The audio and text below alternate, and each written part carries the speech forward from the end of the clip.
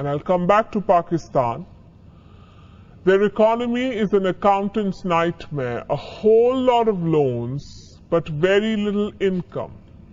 As they say, the books are all over the place. What Pakistan needs is fiscal prudence, wise and mature policies. Instead, the government is splurging on propaganda and their target is Kashmir.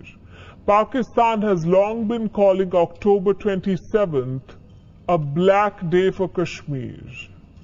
We call it alternative history, or in simpler words, fake news. I'll tell you the real story.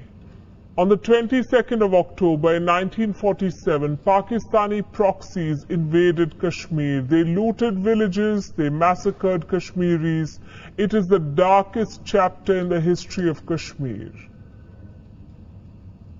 So what happened on the 27th of October? That's when the Indian Army intervened. The Maharaja of Kashmir signed the Instrument of Accession. The next day, the Indian Army was deployed to defend Kashmir. This is what happened in 1947, the real history. But for decades, Pakistan has been trying to alter these events to portray the Indian Army's arrival as the Black Day. It hasn't worked for all these years, and it won't work this time. But let me tell you what the plan is. Pakistan is asking its foreign missions to observe a Black Day on the 27th of October. All missions have been asked to make plans, a list of activities, the budget, the whole works.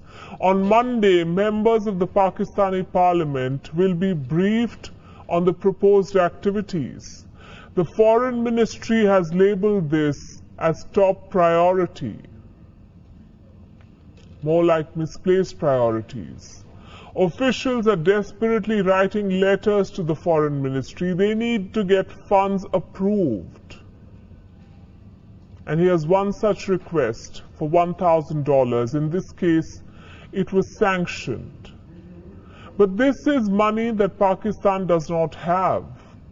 Global lenders are wary about dealing with Islamabad, and rightly so. On Thursday, the Financial Action Task Force, or the FATF, decided to retain Pakistan in the grey list. They want to see further action against terror suspects. We say, don't hold your breath.